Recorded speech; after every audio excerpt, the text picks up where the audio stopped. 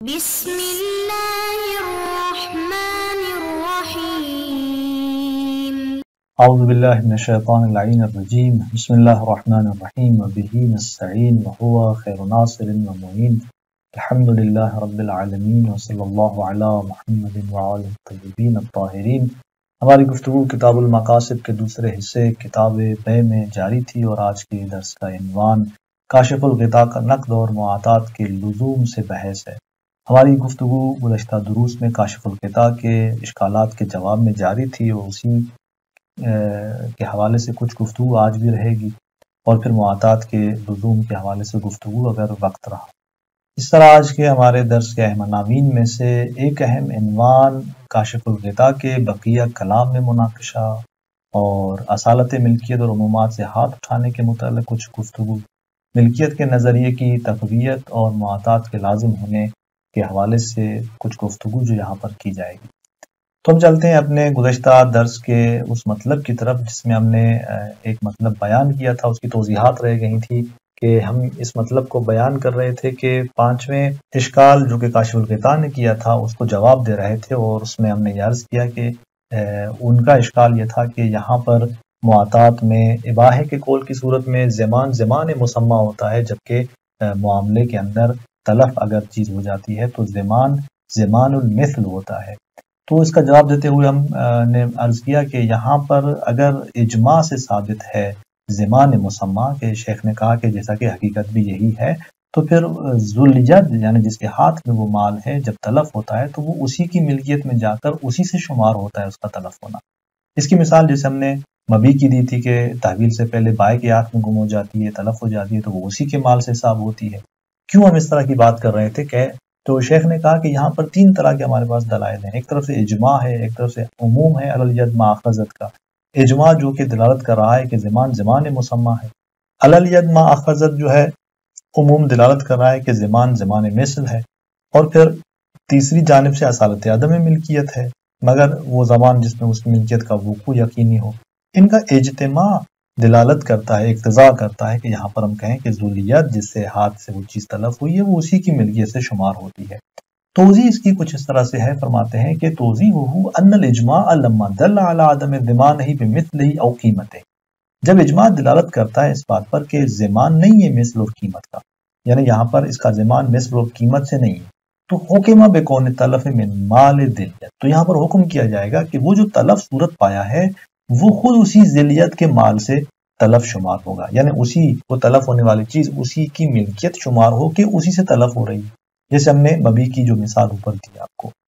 کیوں ہم اس طرح سے یہ بات کر رہے ہیں؟ فرماتے ہیں کہ رعایتاً لعموم علی الید مع اخذت، چونکہ ہمارے پاس دوسرے مورد میں یہ دلیل تھی جو عام تھی علی الید مع اخذت، اور علی الید مع اخذت جو کہ زمان المثل کی اقتضاء کرتی ہے اور یہ ایک عام دلیل ہے، ہم اس کے عموم کو محفوظ رکھنے کی خاطر کہ اس کو تخصیص نہ لگے، ہم کہتے ہیں کہ یہ اجماع جو دلالت کرتا ہے کہ زمان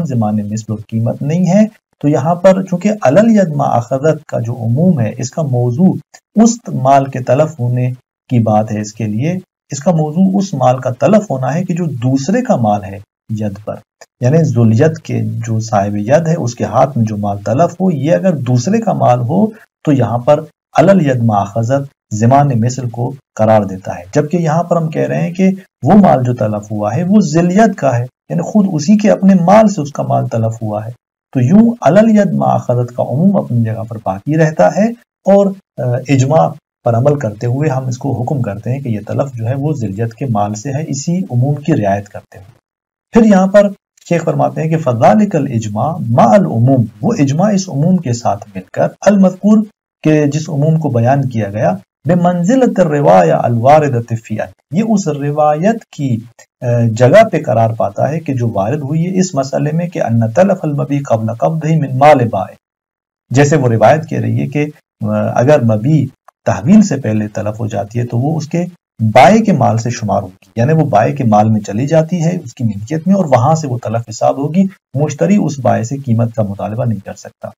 تو یہ اجماع اور یہ عموم ملا کر اگر ہم نظر میں رکھتے ہیں تو اس کا معنی بھی یہی نکلتا ہے کہ یہاں پر جو تلف واقع ہو رہا ہے یہ اسی ذوالید کے مال سے شمار ہوگا، نتیجے میں علی الید مع اخذت کا عموم بھی اپنی جگہ محفوظ رہے گا، کیونکہ پھر اس صورت میں اس کا موضوع یہاں پر حاصل نہیں ہوگا، کیونکہ جو تلف ہو رہا ہے وہ ذلیت کے مال سے شمار ہو رہا ہے، نہ یہ کہ اس کے ہاتھ میں وہ مال الغیر ہو۔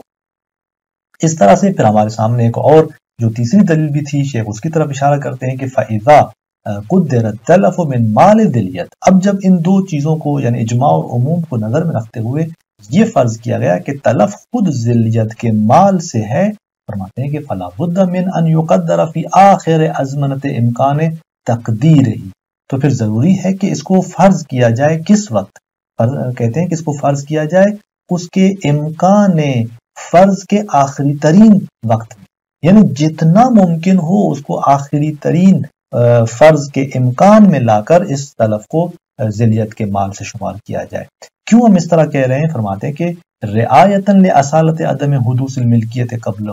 چونکہ رعایت کرتے ہوئے اس بات کی کہ معاطات کے اندر اصل کیا ہے؟ عدم حدوث ملکیت ہے، یعنی ملکیت جو ہے وہ حادث نہیں ہوئی اس تلف سے پہلے، جب تلف سے پہلے ملکیت حادث نہیں ہوئی، اب اس تلف کے بعد ہم کہہ رہے ہیں کہ یہ تلف ذلیت کے مال سے شمار ہو رہا ہے، یعنی اس تلف سے ملکیت حادث ہو رہی ہے، تو اس سے پہلے تو ملکیت نہیں تھی۔ اب اس اصل کی رعایت کرتے ہوئے ہم یہاں پر اس تلف میں ذلیت کے مال کو اس وقت جانیں گے جب آخری ترین جو زمانہ ہوگا اس فرض کے امکان کا، وہاں جا کر ہم اس کو ذلیت کے مال سے شمار کریں گے، اور وہ وہی ہے کہ جب وہ چیز تلف ہو رہی ہے تو ہم اس کو ذلیت کے مال سے حساب کرتے ہیں، اور اس سے پہلے ہم ملکیت کی بات نہیں کرتے۔ کما یقدر ملکیت المبی للبائع وفسخ البیع من حین التلف، جیسا کہ اس مبی کی مثال میں آپ دیکھیں، مبی کی ملکیت کو فرض کیا گیا بائع کے لیے، اور پھر بیع کا خود بخود منفسخ ہونا، یہاں پر فسخ انفساخ کی معنی میں، یعنی ایک طرف سے آپ مبی کو بائع کی ملکیت میں فرض کرتے ہیں اور پھر بیع خود بخود منفسخ ہوتی ہے، کب؟ من حین التلف،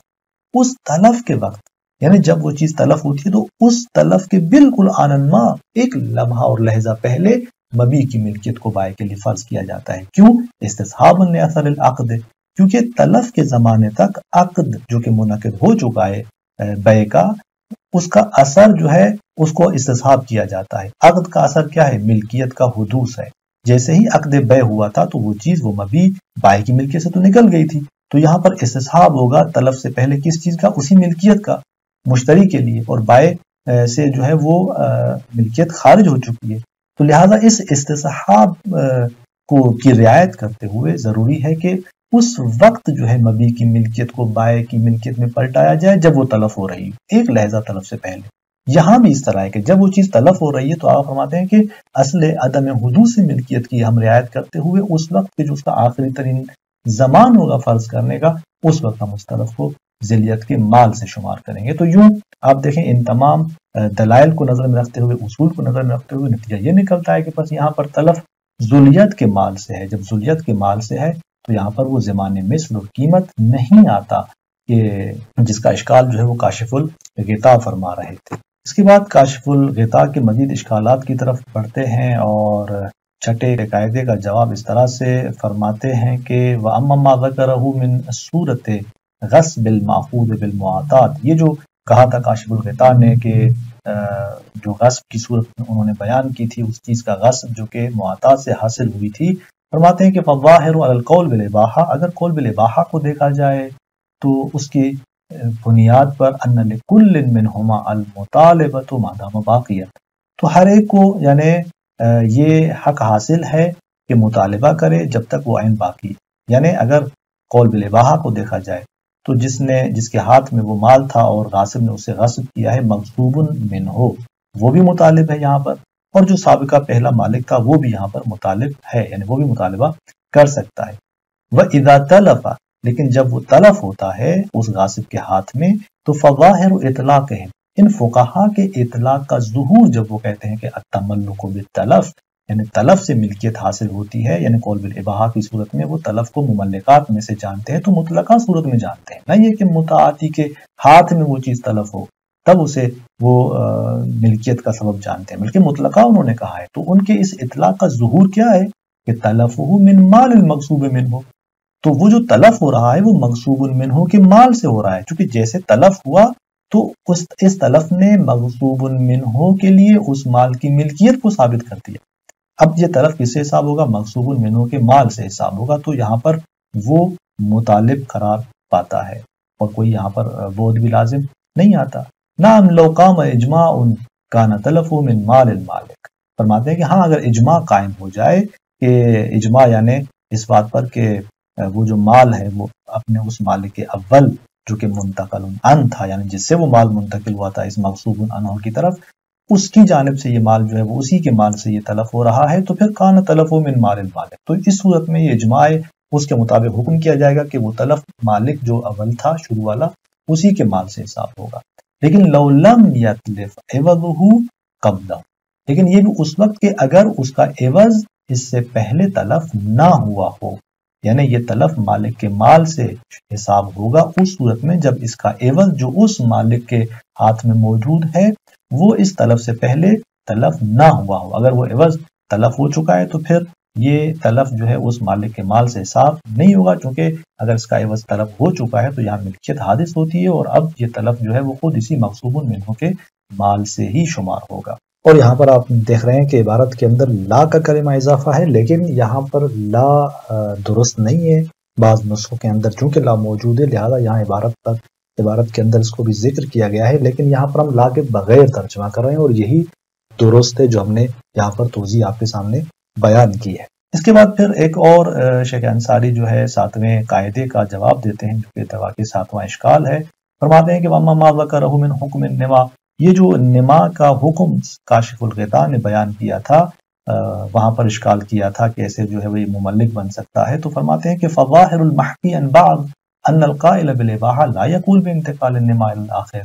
اگر بعض بزرگان کی جانب سے جو بات حکایت ہوئی ہے اس کو دیکھا جائے تو اس کا ظہور کیا ہے؟ اس کا ظہور یہ ہے کہ اصل قائل بالاباحہ جو ہے وہ لا یقول، وہ اس بات کا قائل نہیں ہے کہ نما آخذ کے ملکیت میں منتقل ہوتا ہے، نہیں، وہ اس کا قائل نہیں ہے کہ ہم یہاں پر کہیں کہ نما مملکات میں سے شمار ہوگا اور پھر یہ اشکال پیش آئے گا،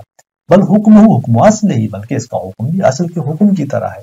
وہ البتہ فرماتے ہیں کہ وَيُحْتَمَلُ أَنْ يَحْدِثَ النِّمَا فِي مِلْكِهِ بِمُجَرَّدِ الْإِبَاحَةِ، یہ احتمال موجود ہے کہ نما حادث ہو فی ملکہ، اسی شخص کی ملکیت میں جو کہ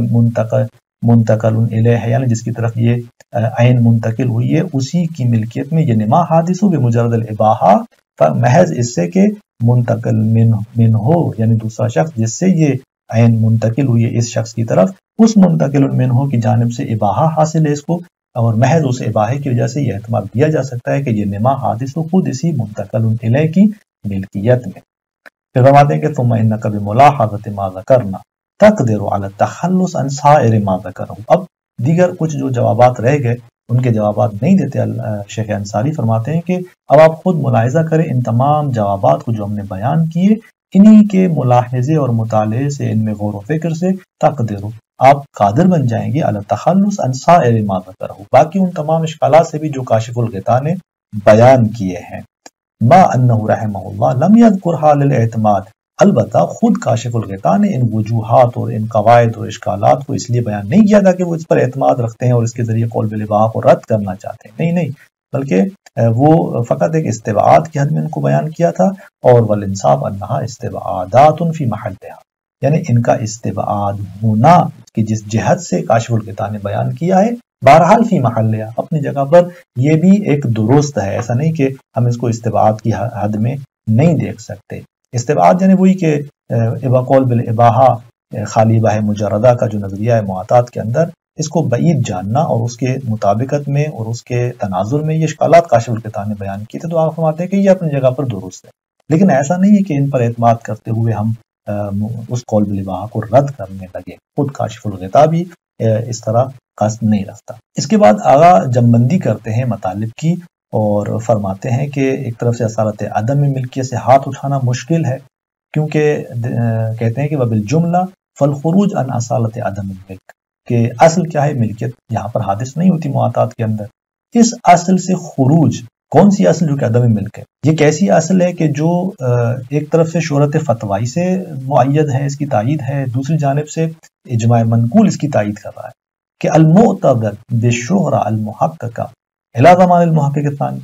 کہ جو معید ہے اس شہرت سے جو کہ فتوائی ہے اور ثابت شدہ ہے زمان محقق ثانی تک، اور وبالاتفاق المدعا فی الغنیہ والقواعد، اور یہی اصالت عدم ملک جو ہے معید ہے کس سے، اس اجماع منقول سے جس کی دعویٰ کی گئی ہے بنیا کے اندر، قواعد کے اندر، اور اس ہونا یعنی اس مسئلے معاطات میں. وفی المسالک فی مسئلۃ توقف الہبہ علی الایجاب والقبول، اور مسالک کے اندر شہید ثانی نے ایجاب اور قبول پر ہبے کے توقف یعنی موقوف ہونے کے مسئلے، جہاں پر کہا ہے کہ ہبہ موقوف ہوتا ہے ایجاب و قبول پر، تو وہاں پر بھی اجماع کی دعویٰ کی ہے. یہ آگے فرماتے ہیں کہ یعنی اس بات کی اجماع کی دعویٰ کی ہے، یعنی اجماع دلالت کر رہا ہے اس بات پر کہ ملکیت معاطات میں حادث نہیں. تو یہ اصالت عدم ملک جو ایک طرف سے شہرت سے معید ہے اور ایک طرف سے اجماع منقول سے، فرماتے ہیں کہ خروج اس سے مشکل خبر خروج کی، اس اصالت سے ہاتھ اٹھانا فرماتے ہیں خارج ہونا یہ مشکل. پھر فرماتے ہیں کہ عمومات اور سیرہ بھی دوسری جانب سے موجود ہیں کہ ان سے ہاتھ اٹھانا اور زیادہ مشکل. ورفع الید عن عموم ادلۃ البیع والہبۃ ونحوہما المعتبرۃ بالسیرۃ القطعیہ المستمرہ، اور فرماتے ہیں کہ رفع ید کرنا، ہاتھ اٹھانا، کس سے؟ عمومات ادلہ بیع سے، عمومات ہبہ سے، اور اس طرح دیگر جو ہمارے پاس عمومات موجود ہیں. المعتبرۃ بالسیرۃ القطعیہ المستمرہ، فرماتے ہیں کہ جو معید ہیں کس سے؟ جن کی تائید سیرت کر رہی ہے، سیرہ قطعیہ، اور وہ بھی جو مستمر ہے، استمرار رکھتی ہے. فرماتے ہیں کہ خود یہ سیرہ سے واضح ہے کہ وہ اس معاطات سے ایسا معاملہ کرتے ہیں، جانتے ہیں معاطات کے ساتھ ایسی ان کی برخورد ہے جیسے ایک معاملے لفظی سے وہ برخورد کرتے ہیں، یعنی معاطات کے اندر بھی وہ مفید ملکیت اسے جانتے ہیں. فرماتے ہیں کہ یہ عمومات جو ایک طرف سے سیرت سے معید ہیں، وبدعوی الاتفاق، اور دوسری جانب سے یہی عمومات اتفاق اور اجماع کی دعویٰ سے معید ہیں. المتقدم عن المحقق ثانی، کے جو اتفاق محقق ثانی کی جانب سے پہلے بیان ہوا، بناء علی تعویلہ لکلمات القائلین بالاباحہ، اس بنا پر کہ وہ تعویل کر رہے تھے اس اباحے کے قائلین کے کلمات کو اس بات پر کہ اباحے سے مراد ملکیت ہے. تو یوں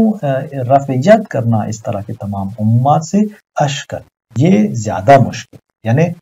اصالت عدم ملک سے ہاتھ اٹھانا اور یہ مشکل تھا، لیکن یہ کہ ان عمومات سے ہاتھ اٹھانا یہ زیادہ جو ہے مشکل ہے. فرماتے ہیں فالقول الثانی لا یخلو قوہ، یہ شیخ انصاری اپنی نظر دیتے ہیں یہاں پر کہ فرماتے ہیں کہ دوسرا قول قوت سے خالی نہیں ہے، یعنی